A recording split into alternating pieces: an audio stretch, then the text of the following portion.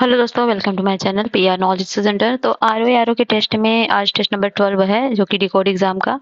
और इसमें हम साइंस करेंगे। साइंस का दूसरा पार्ट है ये, सॉरी, ये साइंस का है दूसरा पार्ट, पार्ट 2। तो एक मिनट। तो दूसरा पार्ट है, इसके पहले हमने एक पार्ट करवा दिया। तो मैं आपको जानकारी बता दूं कि अभी जो 5-6 टॉपिक हो चुके हैं, जिसमें हिस्ट्री, पॉलिटी, इकोनॉमी, जियोग्राफी और साथ ही साथ अब साइंस हो रहा है। साइंस का सेकंड पार्ट है। तो दो दो पार्ट हैं भी, उसके बाद भी बहुत सारे आएंगे, करंट अफेयर वगैरह। तो सब एंजॉय करिए और हमारे चैनल को लाइक शेयर सब्सक्राइब करिए। और बहुत सारे टेस्ट यूपीएससी, यूपीपीसीएस और घटना चक्र, बहुत सारी कुछ करवाए गए हैं। अगर आप हमारे चैनल पर विजिट करते हैं तो आपको सब कुछ मिलेगा। तो चलिए स्टार्ट करते हैं अपना।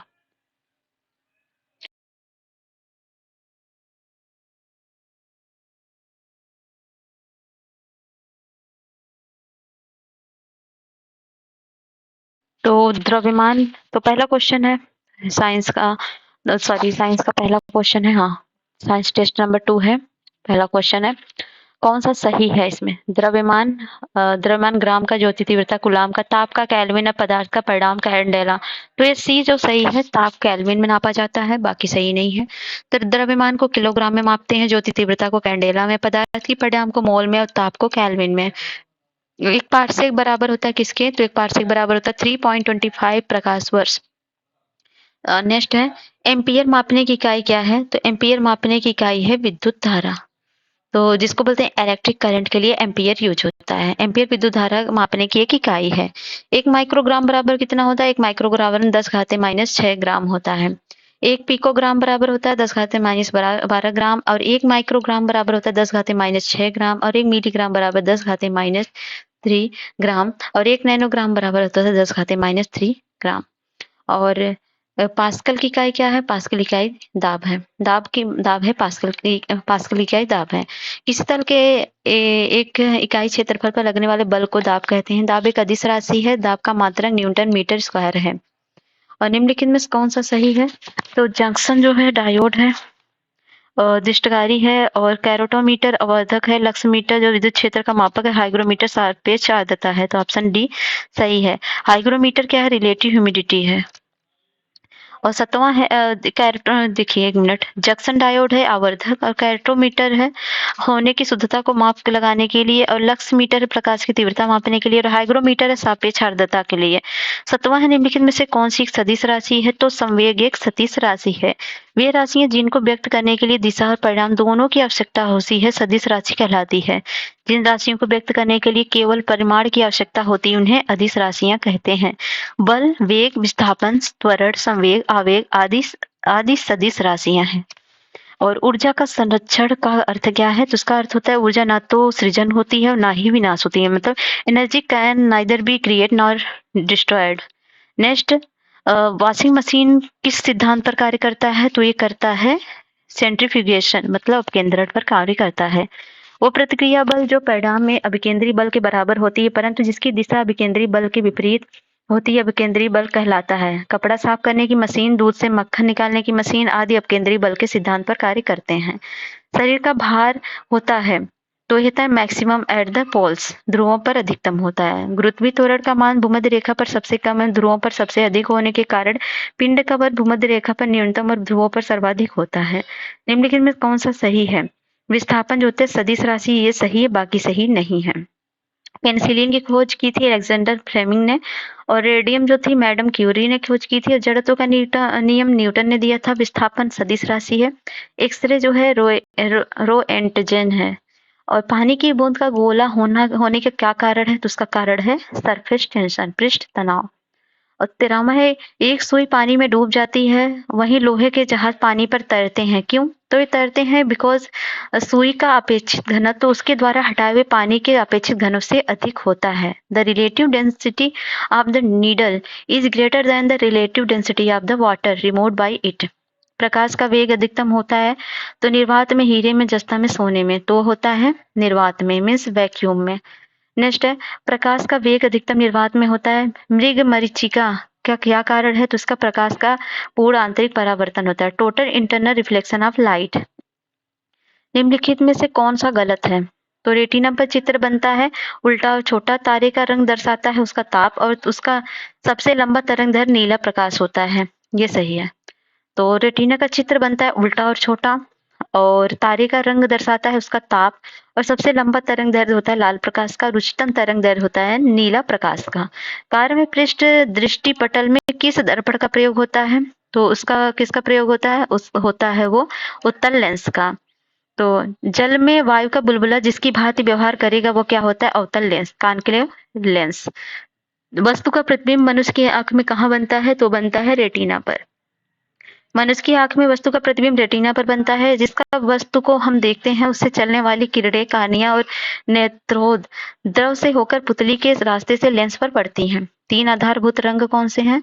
तो 3 आधारभूत रंग हैं ये रेड, ग्रीन एंड ब्लू।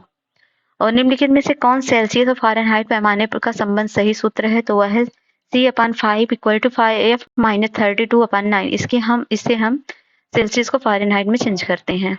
ठीक है, C/5 = F-32/9। थर्मोस्टेट का कार्य क्या होता है? इसका कार्य तापमान को समान करना है। इक्वलाइज द टेम्परेचर होता है। प्रेशर कुकर में खाना जल्दी पकता है क्योंकि? तो खाना जल्दी पकता है because the boiling point of the water increase. Decibel क्या है? तो डेसिबल है ध्वनि की तीव्रता नापने हेतु, measure the intensity of sound. तो कौन सा सही है इसमें? साधारण बातचीत 15 से 20 डीबी, और ट्रक मोटरसाइकिल 70 से 80 डीबी, और जेट विमान होता है 140 से 150 डीबी, और फुसफुसाहट होता है 30 से 60 डीबी। तो इसका आंसर होगा जेट प्लान की कितनी होती है? 140 से 150 डीबी। साधारण बातचीत की होती है 30 से 40 डीबी के बीच में, और ट्रक मोटरसाइकिल की होती है 90 से 95 डीबी, और जेट विमान की होती है 140 से 150 डीबी, और फुसफुसाहट की होती है 15 से 20 डीबी। निम्नलिखित में से कौन सा सही है? श्रव्य तरंगे 20 हर्ट्ज से कम आवृत्ति ध्वनियां, और अपश्रव्य तरंगे होती 20 से 20,000 हर्ट्ज तक की ध्वनियां, और पराश्रव्य तरंगे होती 20,000 से अधिक आवृत्ति की ध्वनियां। इनमें से कोई नहीं। तो पराश्रव्य होती 20,000 हर्ट्ज से अधिक आवृत्ति की ध्वनियां। और ध्वनि की आवृत्ति परिसर देख लीजिए, निम्नलिखित में कौन सही है?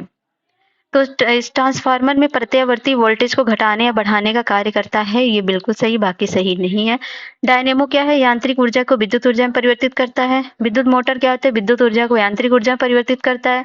विद्युत जनित्र कहता है बिजली उत्पन्न करने का एक उपकरण है। और ट्रांसफार्मर होता है प्रत्यावर्ती वोल्टेज को घटाने या बढ़ाने का कार्य करता है। फिलामेंट्स में प्रयुक्त होने वाला धातु कौन सा है? तो वह है टंगस्टन। टंगस्टन नामक धातु का प्रयोग विद्युत बल्बों में रोशनी उत्पन्न करने के लिए किया जाता है। इसकी खोज टारबर्न वर्गमन ने की थी। विद्युत का सर्वोत्तम चालक क्या है? तो उसका है सिल्वर। विद्युत जो होता है सबसे अच्छा चालक उसका सिल्वर होता है। और फ्यूज तार जिस धातु की बनी होती है उसकी विशेषता क्या होती है? उच्च प्रतिरोधक शक्ति और निम्न गलन, high resistance power and low melting point. दिष्ट धारा को प्रत्यावर्ती धारा में परिवर्तित करने वाली युक्ति है इन्वर्टर। इन्वर्टर क्या है? एक वैद्युत सर्किट होता है जो दिष्ट धारा को प्रत्यावर्ती धारा में परिवर्तित करता है। रेक्टिफायर एक वैद्युत युक्ति है जो प्रत्यावर्ती धारा को दिष्ट धारा में परिवर्तित करता है। 32 है, निम्नलिखित में अर्धचालक ट्रांजिस्टर बनाने में प्रयोग किया जाता है सिलिकॉन और जर्मेनियम को। ट्रांजिस्टर के निर्माण में सिलिकॉन तथा जर्मेनियम जैसे अर्धचालकों का प्रयोग किया जाता है। सूर्य से उत्पन्न ऊर्जा का स्रोत है वो है नाभिकीय संलयन, न्यूक्लियर फ्यूजन। नाभिकीय संलयन प्रक्रिया में परमाणु के नाभिक आपस में संलयित होते हैं।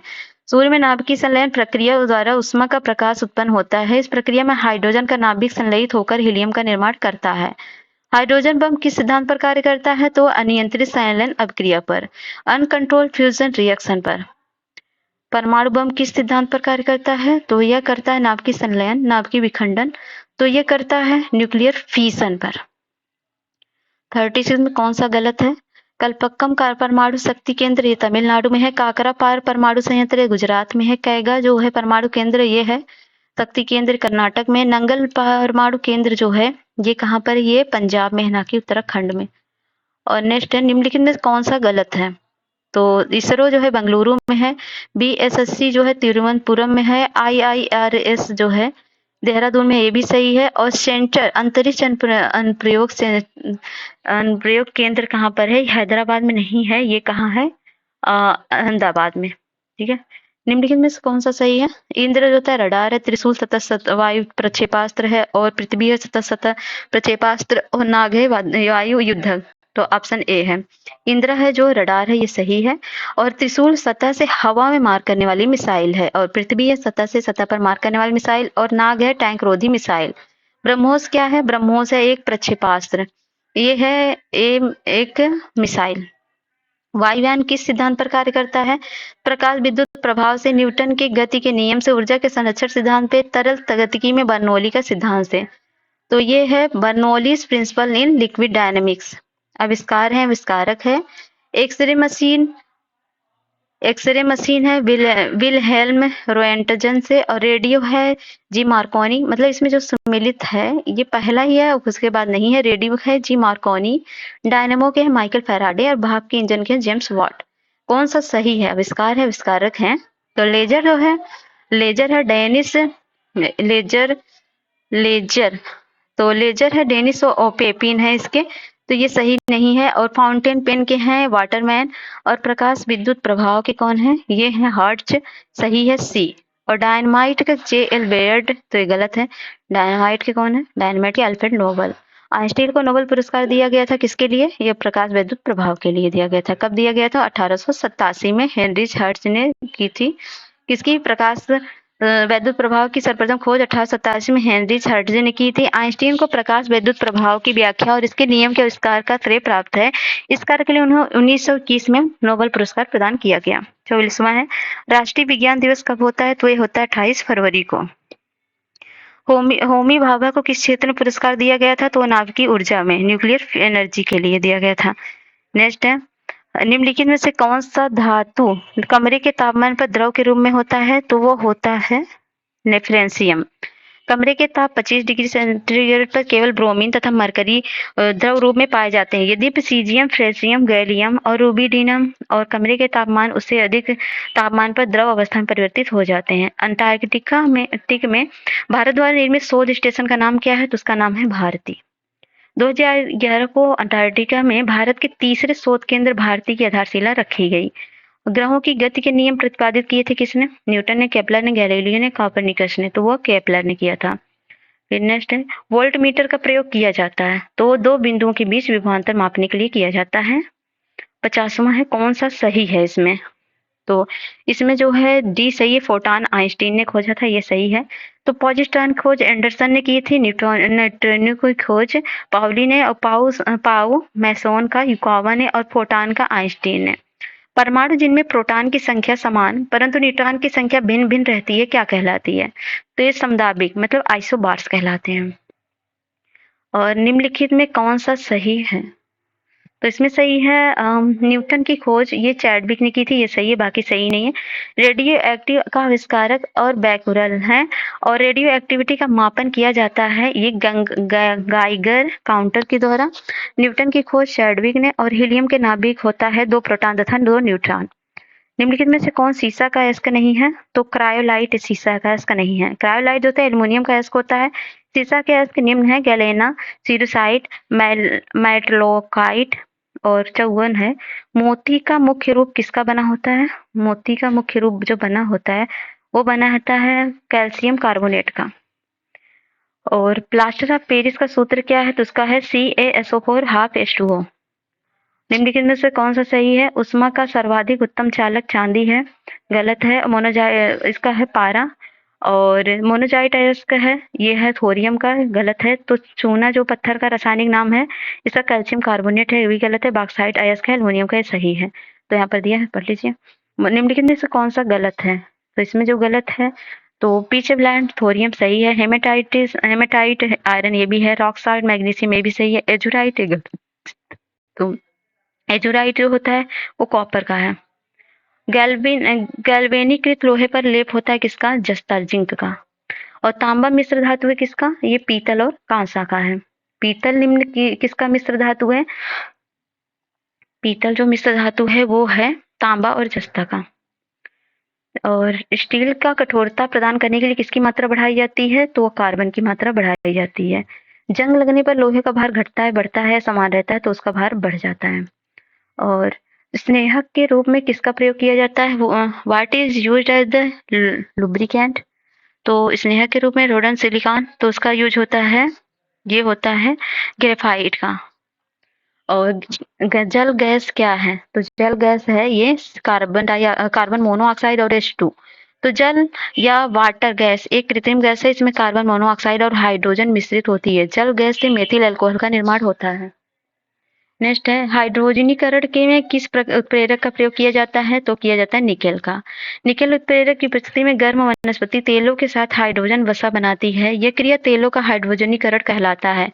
वनस्पति तेलों में वनस्पति घी हाइड्रोजनीकरण द्वारा बनाया जाता है। सूची 1 को सूची 2 द्वारा मिलान करना है। तो ठीक है। नोबल गैस क्या होता है? नोबल गैस होता है हीलियम। और हैवी वाटर D2O। और स्ट्रेंजर गैस क्या होता है? ये होता है जीनॉन। और लाफ्टर गैस होता है नाइट्रस ऑक्साइड। तो ऑप्शन हो गया बी। ठीक है।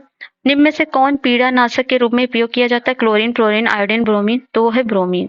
ब्रोमीन के यौगिक उपयोग पीड़ानाशक के रूप में किया जाता है। 68 है। निम्नलिखित में से कौन सा सही है? पालक साइट्रिक अम्ल, इमली एस्कॉर्बिक अम्ल, आंवला जो होता है टार्टरिक, सब गलत है। सिरका एसिटिक अम्ल है, ये सही है। तो अम्ल के नाम है तो पालक में पाया जाता है ऑक्जेलिक अम्ल, और इमली में पाया जाता है टार्टरिक अम्ल, और आंवला में एस्कॉर्बिक अम्ल, और सिरका में एसिटिक अम्ल। निम्नलिखित में से कौन सा सही है? तो इसमें एप्सम जो होता है सॉल्ट होता है मैग्नीशियम सल्फेट, ये सही है, बाकी सही नहीं है। वॉशिंग सोडा सोडियम कार्बोनेट, नीला थोथा कॉपर सल्फेट, और बेकिंग सोडा सोडियम बाइकार्बोनेट, और एप्सम जो होता है मैग्नीशियम सल्फेट होता है। उसमें कौन सा सही है? तो इसमें देखते हैं, इसमें सिल्वर आयोडेट कृत्रिम वर्षा, ये सही है, बाकी सही नहीं है। तो फोटोग्राफी में उपयोग सिल्वर ब्रोमाइड होता है, और सिल्वर आयोडाइड होता है कृत्रिम वर्षा, और ब्लीचिंग पाउडर में कैल्शियम ऑक्सीक्लोराइड, और हाइपो में होता है सोडियम थायोसल्फेट। निम्नलिखित में कौन सही है? फ्रेऑन, कार्बन टेट्राक्लोराइड, भोपाल गैस त्रासदी, मिथाइल आइसोसाइनेट, और फल पकाने के लिए पोटेशियम क्लोराइड, मस्टर्ड गैस होता है एसिटिलीन। तो इसका है Bhopal gas tragedy methyl isocyanide, ये सही है, बाकी सही नहीं। फ्रेऑन होता है प्रशीतक, और फल पकाने के लिए कैल्शियम कार्बाइड, और मस्टर्ड गैस होता है रासायनिक युद्ध में प्रयुक्त होने वाला वैसेला द्रव। और 72 निम्न से कौन एक प्राकृतिक बहुलक नहीं है? तो कपास है, रेशम है, प्रोटीन है, नाइलॉन नहीं है। नाइलॉन प्राकृतिक बहुलक नहीं है, जबकि अन्य सभी प्राकृतिक बहुलक हैं। बुलेट प्रूफ पदार्थ बनाने के लिए प्रयुक्त बहुलक कौन सा है? तो वह है पॉलीएमाइड। तो बुलेट प्रूफ पदार्थ के निर्माण में पॉलीएमाइड उपयोग किया जाता है। मांसपेशियों में थकान का अनुभव किस कारण होता है? तो होता है लैक्टिक एसिड के जमा होने की वजह से। तो लंबे समय तक कठोर शारीरिक श्रम के पश्चात मांसपेशियों में लैक्टिक अम्ल के संचय हो जाने के कारण शरीर में थकान का अनुभव होता है। टीएनजी का पूरा नाम क्या है? तो टीएनजी का पूरा नाम है ट्राई नाइट्रोग्लिसरीन। और नोबल तेल क्या होता है? तो नोबल तेल टीएनजी को कहते हैं, ट्राई नाइट्रोग्लिसरीन को नोबल तेल कहते हैं। और लिग्नाइट कोयले में कार्बन की मात्रा कितनी होती है? तो लिग्नाइट में जो होती है मात्रा वो होती है 65 to 70%।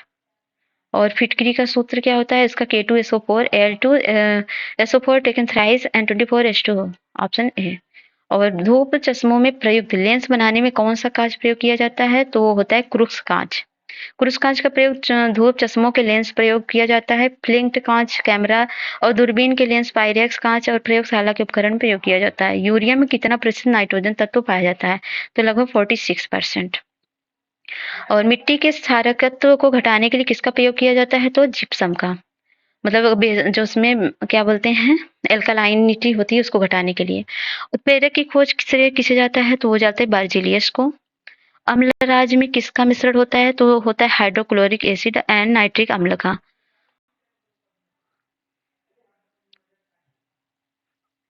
और नेक्स्ट है, निम्न से कौन प्राकृतिक ईंधन है?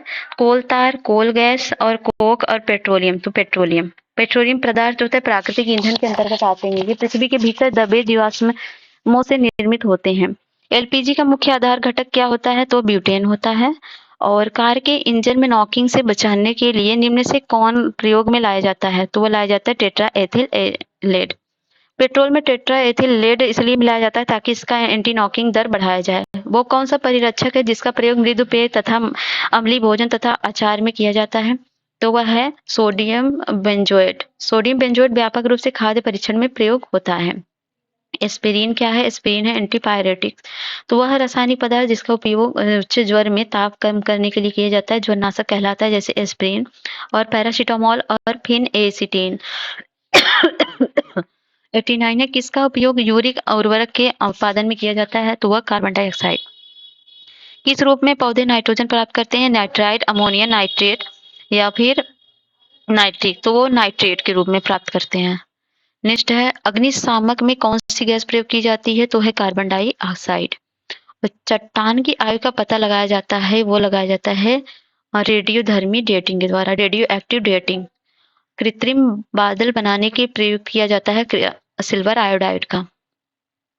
और निम्नलिखित में से कौन सही है? बोरिक अम्ल एंटीसेप्टिक, एसीटोन घाव की मरहम पट्टी और द्रव, अमोनिया शुष्क सेल और मैग्नीशियम प्रशीतक। तो बोरिक एसिड एंटीसेप्टिक ये सही है। तो बोरिक एसिड एंटीसेप्टिक और एसीटोन नाखून पॉलिश अपसारक के रूप में, द्रव अमोनिया प्रशीतक के रूप में, मैग्नीशियम आतिशबाजी के लिए। कार की बैटरी में प्रयोग किया जाता है सल्फ्यूरिक अम्ल। और भोपाल गैस त्रासदी कब हुई थी? तो वह हुई थी 2 से 3 दिसंबर 1984 को। और ग्लोबल वार्मिंग सर्वाधिक किसका योगदान रहता है? तो वह रहता है जलवाष्प का, वाटर वेपर का 60%। और अगला है सिंदूर है मर्क्यूरिक सल्फाइड।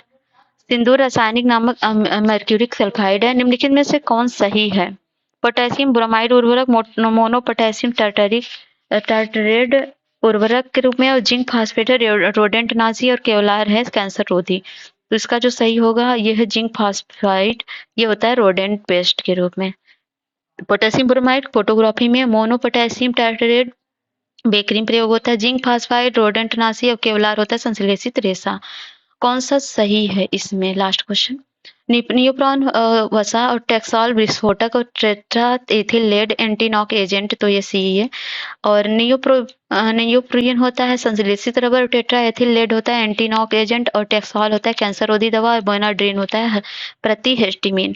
तो ठीक है, क्वेश्चन यहीं पर खत्म। तो ठीक है, मिलते हैं नेक्स्ट वीडियो में। अगर वीडियो पसंद आता है लाइक कर सब्सक्राइब करें। नेक्स्ट वीडियो में, तो जय हिंद जय भारत।